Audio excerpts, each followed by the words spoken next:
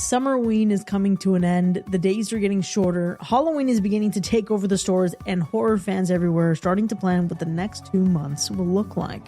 This is the point when, for horror fans, anticipation becomes part of the fun. We start building watch lists, we revisit old traditions, we argue about what counts as essential October viewing, we try to keep up with Sean's Halloween list, and we even try to fit far more into the calendar than we should probably do as reasonable people. But here at Hacker Slash, we're even making that tradition. Summerween gave us this incredible season with the community, and now we're preparing for an even bigger stretch of reviews, new releases, games, watch parties, bonus episodes, and even daily content.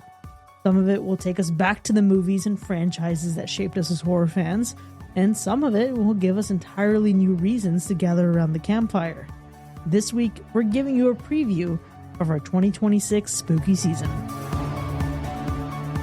Spooky season greetings and salutations, and welcome to Hacker Slash. My name is Chris. I'm your friendly neighborhood slasher enthusiast, and this week I'm joined by the classic horror connoisseur, Sean. I'm every nightmare you've ever had. I'm your worst dream come true. I'm everything you ever were afraid of. And the paranormal paramour, Binks. Dressed to kill, or at the very least, to maim. Now, as I mentioned before, Summerween gave us a reason to get together during a part of the year that horror fans don't always get to claim, and now we're doing it with a little bit more intention. At this point, though, we're heading into the stretch where everybody already associates with horror. All your non-horror friends are coming out of the woodwork and asking for advice and trying to see your letterbox. And there's no shortage of things to watch in October, so we want to just make sure the month still feels like ours. But before we even start discussing our plans for the spooky season, I want you to think about one of your favorite memories of watching a horror movie.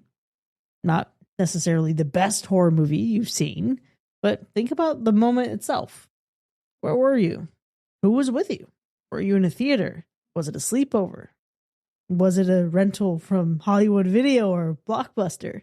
Was it something you found on cable when you're probably actually too young to even be watching it? Definitely that one. It's always that one with me. I really was watching things that I really shouldn't have. I was just talking to my best friend yesterday about this. My poor grandparents just had no clue what was on the freaking TV. No 5-year-old has any right to be watching Existence, to be watching The Thing, to be watching Mars Attacks.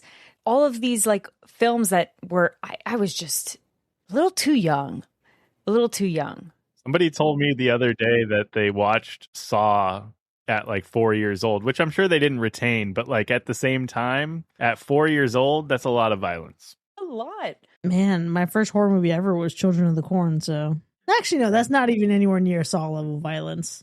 Actually, No. is it? Is it? No, I don't it know. might be a little bit more, because okay, we have to remember that the Saw movies that came later are really, really, really gory. The first Saw movie... That's true. It's not as crazy. It's just gross and poopy. Yeah, it's a little dingy, a little moldy looking, you know? Oh, very, very poopy. That's fair. But I feel like my best horror movie like experience and like the ambiance and favorite memory of it is that though. Like being at my grandparents' house in the living room. My grandmother would make me café con leche, which is, you know, like coffee and milk. It's like a Cuban thing, but would make me that and pancakes before bed. A choice. Coffee I know. and She pancakes? coffee and pancakes. It was breakfast basically for And dinner. then you're going to bed? And then I'm going to bed. I swear to God, that was my like before bed meal. And I would watch movies in little small CRTV. It was the best. And it was Blockbuster rentals. Although when you pulled that Hollywood Video, I was like, oh shit, we do not talk enough about Hollywood Video specifically. We really don't. It needs to get its flowers. It's a gem for sure. It was always like whatever's closest. I had a Hollywood Video close to me. I had a Blockbuster close to me. Both nostalgic in their own rights for sure. Man. I mean, anybody that has listened to this show enough will probably know that like my fondest memories of watching horror are literally watching horror with my grandmother for sure as well. She was just into older like history stuff. She would watch a lot of like just ancient Egypt stuff. So she would watch like Cleopatra and like things like that. And so I got into that. And then, you know, eventually it just came on that she was watching The Mummy with Boris Karloff. So I was like, oh, this is really cool. So we just got into that. Back in those days, in LA at the time, if anyone knows, like, I don't even know if it's still called this, but because cable's all fucking like a lost thing now, but KTLA, KTLA Channel fucking 5 had all the movie greats. They would play all the Universal monster movies. Elvira's movie Macabre was there. Freddy's Nightmares double feature. Like, there was some really cool stuff on that channel. So like we would just watch that channel all the time. She liked the classics, then something like this would pop on, watch some Nightmare on Elm Street, and it's just a good time, I love that. I didn't know about Freddy's Nightmares until, one, I bought the vinyl, and two, it became available on Tubi, and they have been such a blast. Like, actually, now I've kind of subbed out from just watching shark movies when I'm sick, and I just throw on Freddy's Nightmares. And then I sometimes bookend it with the Phantom of the Opera that Robert Englund was in. Oh, gotta love it. Yeah. I have it on Blu-ray. Banks, you can borrow it. Thank you. For sure. Man, I had so many great memories growing up watching horror movies. And I think about even just some of the fondest memories, and they're probably like during my sleepovers with my cousins. And there, to this day, there is a movie that I cannot even remember what the hell the movie was, but it was giving like senior class, maybe freshman in college, going through some kind of like hazing ritual. It was not Hell Night for sure, but there was like some kind of spooky specter involved. If you think about the movie The Initiation, it's like that movie, but 3 tiers down in terms of quality. And one day I'm going to figure out what the hell this was. But my absolute favorite memory, I'll never forget this, was getting to watch Scream for the first time. And this was not watching it in theaters. This was watching it in the home that we were renting in Texas. Myself, actually, it was me, my 2 sisters, and my brother Danny. And we were making we were Jiffy Pop family at the time. So we were making Jiffy Pop. Yeah. We also had a couch that was right in front of the sliding glass door. And this sliding glass door led out to a patio that had a floodlight, but right beyond the patio, like the cement slab, pitch black, total darkness. So I want you to imagine in 1996, well, actually, no, it's early 1997 at this point. By the time it like comes out, it's available to watch at home. And you're in the middle of fucking nowhere. You're raised as a city kid. Now you're out in the country. And one of the things that is significant is when Casey Becker talks about calling the police and Ghostface says they'll never make it in time. I shit you not. I was terrified of that sliding glass door forever, but I'll never forget the excitement of watching that movie and feeling so creeped out. We had our Jiffy Pop, we had our blankets, and it was just like a peak memory of just like growing up bonding over horror. That's awesome. That is awesome, man.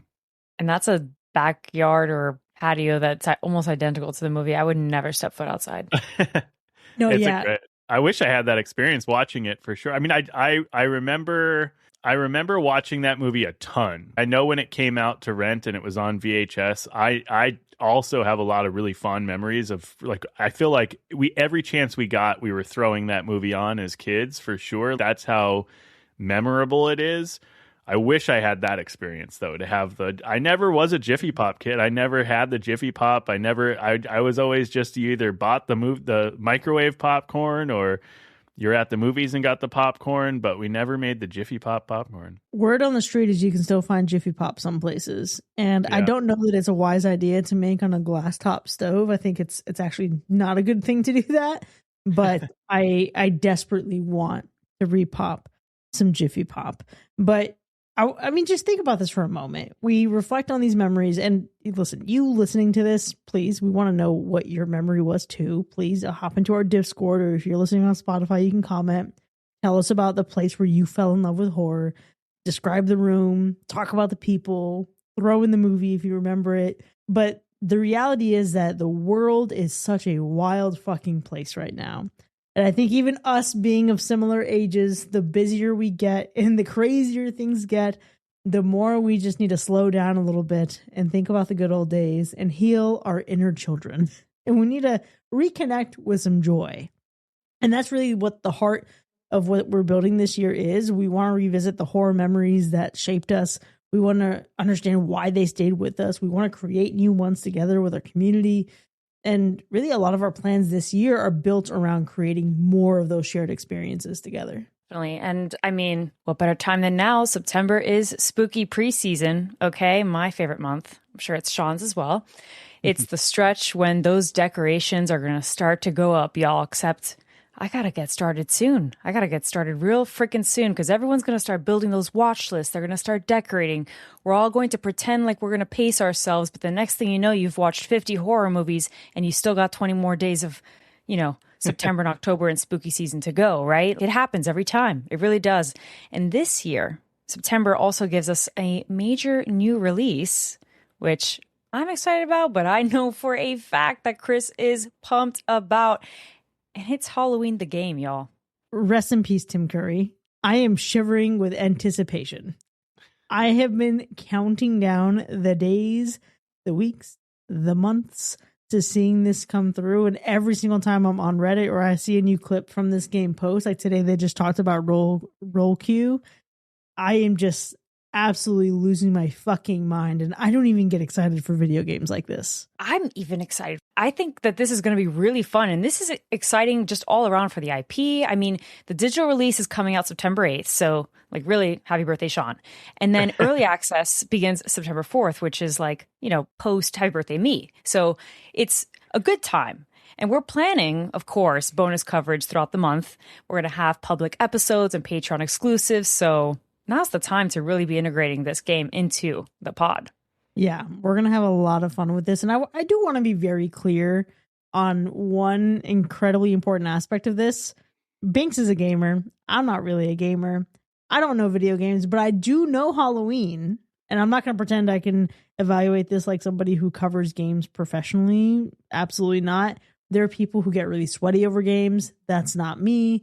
I'm really just here to help bring you along in the journey of, does this game understand the movie? Does it understand Michael Myers? And holy shit, does it feel like Haddonfield? And Sean, as someone who was from the West Coast, I am so excited for you to get to even watch some of the gameplay and compare it to the scenes from the movie because they look fucking identical. The fidelity is outrageous. Yeah. It will be really cool.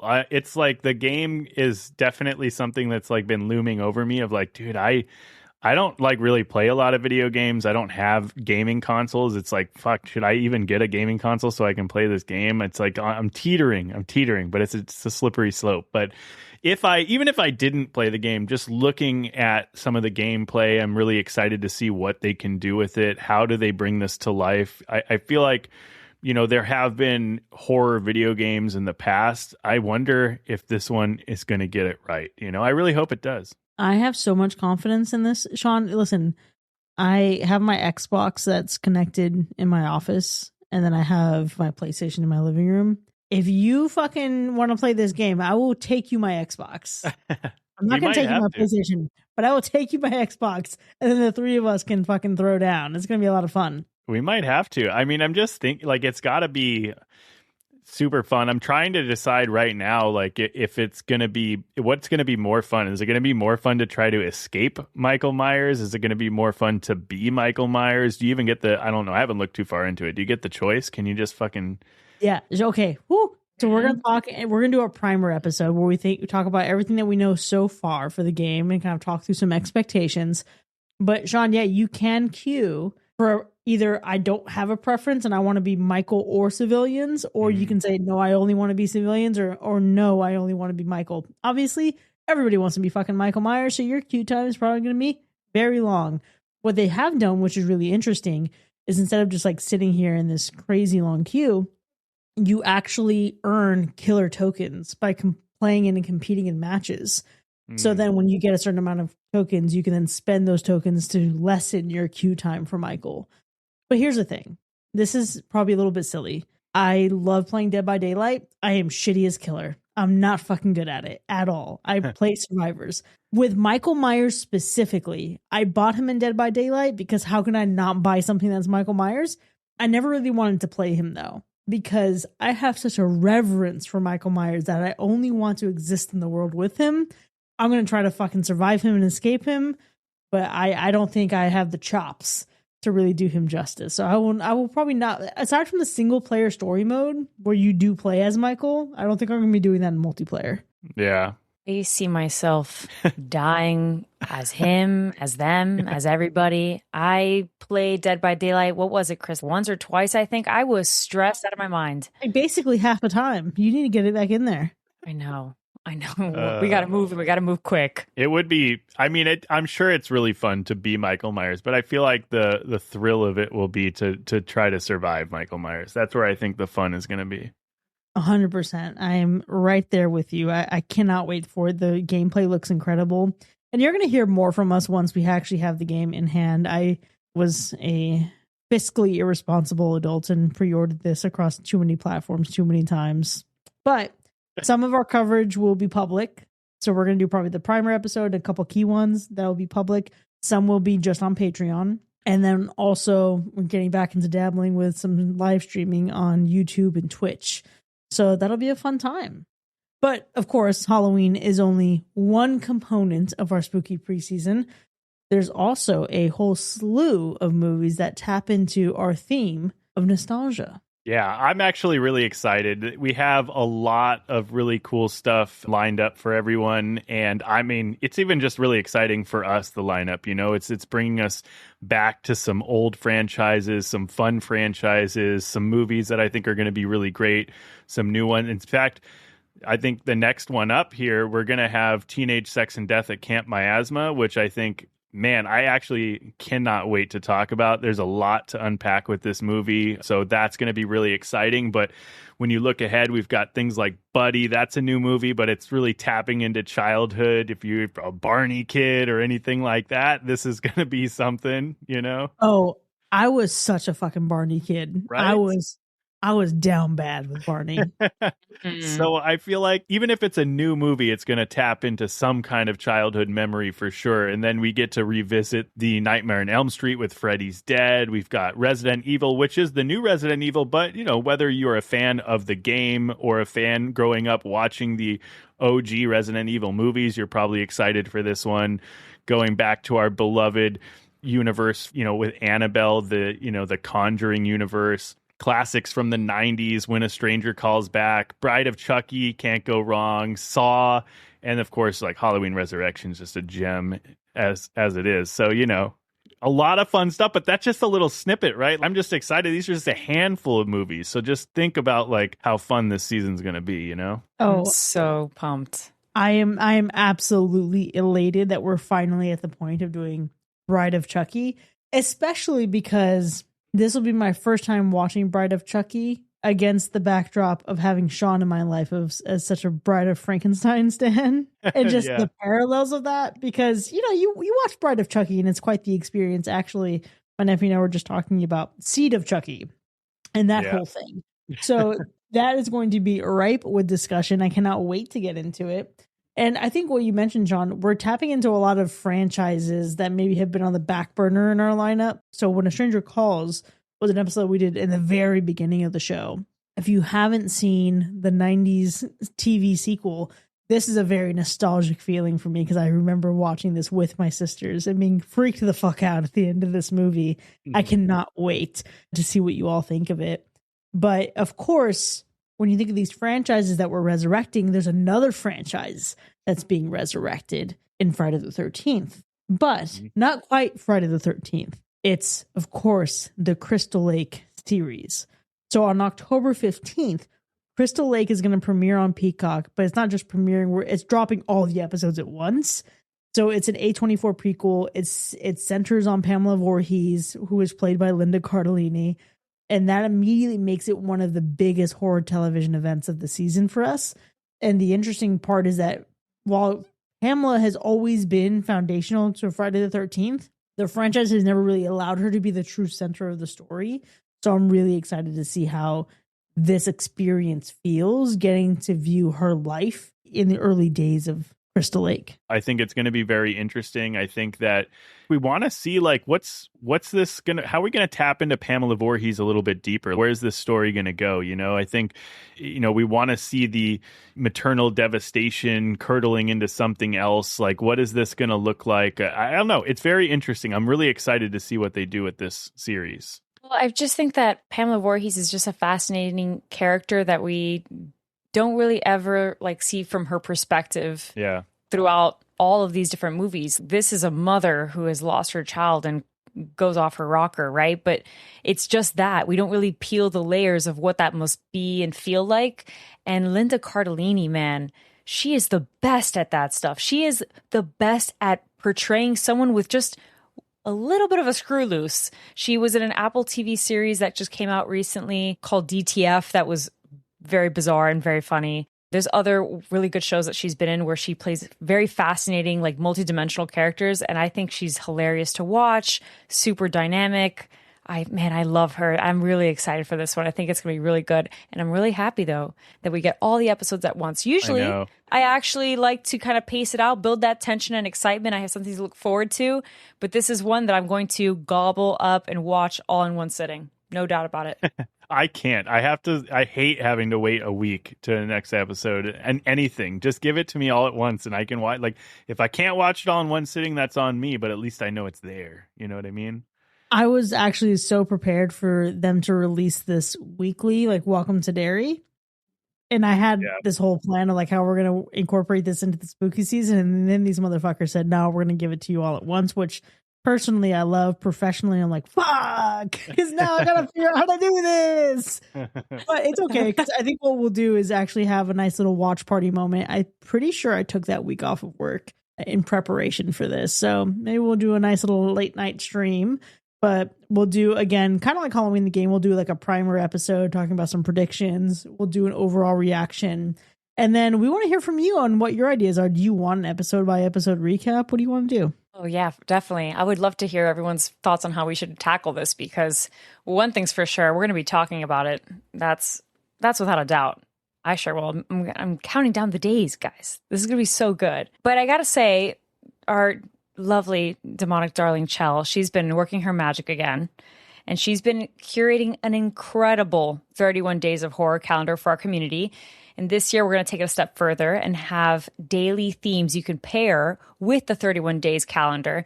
And that's going to shape how we're bringing this to life in our Discord server, of course. So, for example, we're going to have sleepover Saturdays where we have these like late night streams of classic shows like Tales from the Crypt. And I love that vibe, man. Oh my God. That's so good. I just started watching Tales from the Crypt again because it ended up on Shudder. And I got to tell you, okay, so I have like a very weird, distinct memory of me being a child in the 90s and like my parents watching Tales from the Crypt and me always begging to stay up to watch it, and then them always like, no, you're not going to be able to sleep, and I'm like, no, let me watch it, and I'd finally get to watch it, and then of course I would have trouble sleeping, and that was the whole thing. And there was one episode that I hadn't seen since then, and it was an episode where this like uncle nephew duo, he like the uncle works at like a funeral home or whatever, like somehow he cheats bodies into going into like, he reuses coffins, he does all this weird stuff to scam people, and he ends up killing his nephew. And his nephew was so tall he wouldn't fit in the casket, so he like chopped his legs off. And then there was this scene where he's coming down the stairs and you see the legs come down the stairs first and then his ghostly body comes down, and it was like really frightening for me as a little kid. And there was a distinct sound that made, and I remember my stepdad making me go to sleep and then making that sound in the hallway later in the night, just kind of tormenting me, which sounds really fucked up, but it's a very distinct memory. But I finally stumbled upon that episode again as I was binging through Tales from the Crypt. Sorry, I had to derail you for a second there. It was a wild memory. That's a sweet memory. I love that for you. Listen, I feel like Tales from the Crypt is something that is like a quintessential cornerstone of the Halloween like vibe, especially for our generation. We don't talk about it enough, at least from like me and my friend group. And I feel like now that you've brought this up and you said that it's on Shudder, I feel like it's my duty to bring this up to everybody else and preach like, hey, get on Shudder, watch this. It's a vibe. Get on our Discord. How about that? Join us on our sleepover Saturdays. Just have it on in the background. It's like, it's a sweet comfort or a scary comfort, either one. I want to read to you what our weekly themes are, because I want you to have a taste. And I want you to know that, yes, you could decide to center, like, so obviously we'll have day 1 through 31. That will have its own theme. And then you can add this like a double theme to kind of curate your pick and help you choose. But for the most part, a lot of these are going to be how we engage as a community and what we do together. So we have Sunday Scaries. And Chell writes, nothing turns the gut more than when the weekend is almost over and a whole week of school is ahead of you. We will embrace those anxious feelings with horror movie themes that push us a little out of our comfort zones and show us that maybe that first period algebra test won't be so scary after all. Oh, man. I felt that to my core. I'm not even in school anymore, and I feel those Sunday scaries because to me, it's almost like the dread of the email that I have to send out and the training that I have to facilitate. Brutal. But fitting, we have Monster Mondays. And she writes, let's face it, Mondays are a beast all their own. We will fight fire with fire by enjoying horror movies that feature some of our favorite on-screen monsters and creatures. Love it. A vibe. Absolutely love it. Got a good creature feature. And then we have Time Travel Tuesdays. Allow yourself to go back in time to the golden ages of horror as we watch movies from multiple decades to truly appreciate the way horror has helped shape our lives, for better or worse. Now, one of the things that's going to be really fun here, when we think about like the bonus episodes that we do in October, a little bit of history lessons may come up in there. Ooh, Heck I yeah. do like history, I like to learn. That's good. I'm going to leave some of the other ones a mystery, but I want to share Nice. my favorite one, Throwback Thursdays. Time to give ourselves all the warm and fuzzy feelings of remembering when we were baby horror fans, so innocent and unaware of the world that has awaited them. This will be an easier day focused on the themes and genres that made us fall in love with horror movies as kids. And some of the things that we're going to be looking out for this year, we want some time capsule photos of some old Halloween costumes. We want, if you're going to go out there and get in your McDonald's boo buckets, we want those too. Nice. Anything that helps you relive and reconnect to the magic of Halloween, we want it on Throwback Thursdays. Love it. Oh, man, I got to start hunting down those child Halloween photos. But I've got one right locked up in the chamber, and it's quite silly. I look ridiculous. I don't even know if I have any. I got to find some. I'm sure there's ready. some of me being Darth Maul and Zorro. Nice. Oh, that's going to be good. That's going to be good. But yeah, we just have so many good like things going on, especially in our Discord for our community. And those are incredible themes. I know we're obviously going to be doing the watch parties, pet costume photos, which I'm looking forward to because Cullen has been Ghostface for 2 years in a row. New costume waiting to be debuted this year. What's it going to be? Don't know yet, but stay tuned. I'll be posting it in the Discord. So it's going to be fun. I absolutely love it. Now, obviously, as we wrap up our preview of spooky season, I think an important thing to do is actually think about what we're most excited for. So, Sean Binks, and even for our listener, I want you to also comment. You're part of this conversation. Which of our movies are you most excited to review? I can, man, if I can be really honest, right now, first thing that comes out of my mind is the new Resident Evil movie. Can I just say it? But here's why. I think it's no surprise because of how much I've talked about Resident Evil in my history on this podcast that I love it a little too much. I am currently replaying Resident Evil 2, and I have thrown the controller across my living room several times, absolutely terrified. And I just have a very soft spot for OG, I guess we can call it OG Resident Evil adaptation. You know, like it's not the best, but it's funny. And everyone knows where they were when they saw that scene of the lasers slicing them to little cubes. Okay. So, You know, it's just perfect. I hear Resident Evil and I do not think about the Resident Evil movie and the laser and the cubes and the meat cubes specifically. I don't think of that. Huh. I think of the 90s coming home for the holiday break, driving from Texas, and then spending the whole night in my cousin's room with all my other cousins watching him play Resident Evil 2. Yep. Yeah. And being so fucking scared, wanting to try, being too scared to try. Still haven't really done that yet. In fact, one of my nephew's first nights here now, he actually walked me through the whole fucking Resident Evil 2 game. And he's like, well, you know, these are all the options. Here are the differences in the remastered version. Here's why Claire is such a better hero than Leon. Here's why Leon's overrated. I'm like, oh my God, I've been misguided this whole time. I need to have a discussion with your nephew because he seems like someone that knows ball like I do. And I'm ready. I'm ready. He really fucking knows ball, actually. Maybe the bonus episode just needs to be y'all two. Oh my God, that's sick. Yeah, I'm really pumped. Like my brother and I are simultaneously playing Code Veronica while I'm playing Resident Evil 2 Remake. I'm trying to prepare for this new Resident Evil movie. I like Zach Kreger, so I'm like, okay, this is going to be a ball, despite it being his version and whatnot. But he knows the games, so I have some faith in that. I'm ready for it. I will take Resident Evil in any form, in any way. I don't really care. I'll never get sick of it. I feel the same way about Silent Hill though. So it's both IPs I'm just like a nerd for. Yeah, I hear you. Oh man, Resident Evil 2 was quite the game to play. That's for sure. It was just scary as hell to play. It really was. I just remember playing that game and literally being like, this is dark and I can't see shit and I'm getting attacked by zombies and I got no weapons. Somehow I have nothing. And Nope. it's, yeah. Currently, right now, I am being chased by Mr. X everywhere.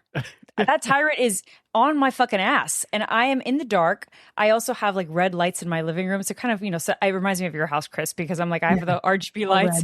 Well, I guess you too, Sean, because you have them for your computer and stuff. But I'm like you guys with the vibes and the color RGB lighting in the room, and I'm like, okay, I can do this, and I'm just terrified. I don't really make it very far, but I really put in an A for effort. I really do. Now you're making me feel like I need to download Resident Evil 2. It's a good one. $12 right now. I bought it at Target. Oh shit! Mm-hmm. The remake, of course, obviously. So I'm playing the OG Veronica as well, and man, whoa! Because we don't even really appreciate the graphics that we have now and where technology's at. Because if you play some of these like OG games that we used to when we were kids, now you can't see shit, actually. Like, Claire is a bunch of squares. You can't even make up her whole face. It's just squares all around. You can't see shit. I'm, like, trying to navigate everywhere. You can't... By the way, autosave? Whoa. Thank God for that, because my brother used to tell me I was too little at the time, but when he played the original Resident Evil, he just left the PlayStation on because, like, at that point, either you get to the typewriter or you're fucked, buddy, and you're replaying that thing. Insane. It's tough. It's a tough gig back then. Things were harder back in my day. Oh, man. I had to get to an actual save zone. Oh man. I'm actually, it's hard to like pick any one thing that's most exciting to review or talk about. I'm really just excited to be either good or bad, doesn't matter, just revisiting a lot of these older franchises or stuff we haven't talked about in a while, just because some of it, even though they may not all be great movies, they're just going to be fun to talk about. It's just going to be a good time to kind of re-explore, rewatch. It's been years for some of these movies, so I think it's going to be really fun. I cannot wait to introduce Binks to Halloween Resurrection. Well, that's going to be a time. Halloween Resurrection is not the best film in its franchise. I don't want you to think that's what I'm saying. But what I am saying is it is also beloved in our community for reasons that are entirely campy and lean into the hilarity of how absurd it can be. I am ready for that fucking movie. I have a NECA figure from Halloween Resurrection that I have been specifically waiting for that episode to be able to unbox and review. I am just so fucking stoked for it. Of course, that's a cop-out answer for me, I suppose, because why wouldn't my most anticipated episode be a Michael Myers episode? I'm also excited for the game. I'm excited for the Crystal Lake series. There's just so much to look forward to this spooky season, and it feels like, I know there's past years where we've done just a lot of stuff, but I'm excited for tapping into the joy of stuff this year in particular. Yeah. I've been needing like a really good all-in spooky season. Last spooky season, I was in Japan, so although an incredible experience that I'm super grateful for, it was really rainy over there. It was just a different type of Halloween vibe, and I'm ready to like be here, be at home, be with you guys, with the community, just do it all, literally all of the traditions, all the things as much as I can. Yeah, Binks is going to have to come over to watch Halloween Resurrection. We've talked about this multiple times, guys. We're planning it. We're doing it. I'm watching Resurrection. You're going to get some content on that from us because I've been told multiple times to watch this movie and the Busta Rhymes of it all, and I'm determined to do it. It's happening. Well, I can't wait for it to happen, but for now, folks, our spooky season shenanigans are just a few days away, and it's important to remember that the real magic of the season is just getting to share it with all of you. So please, we want you, as you're listening to this, join the Discord so you can take part in the daily conversations. That's a must. Hop in our watch parties, join our community events. You can keep an eye on our social media for any updates on our finalized calendar. But most importantly, just make room for horror and make room for friends this October. We want you to watch something new, revisit something you love, and give yourself a night you will actually remember. Absolutely. Yeah, just have fun with us. We got a lot of really great content coming out for you, right? We're going to be doing a lot of fun things, reviewing different things we haven't done in the past. It's going to be a great time. So, if you hang out with us, you end up liking some stuff, maybe you can go even further, consider supporting our show, visiting patreon.com/hacker/. I mean, this is how you can really support us in doing a lot more of this stuff. It's really cool. You'll get to see some of this bonus content even more. The bonus episodes, you get to just be a part of everything that we do, from movie nominations to live shows. It's just a great time. We'll see you next time, folks. And remember, there's no crime in giving yourself over to pleasure. Let go. Be afraid. You all taste so much better when you're afraid.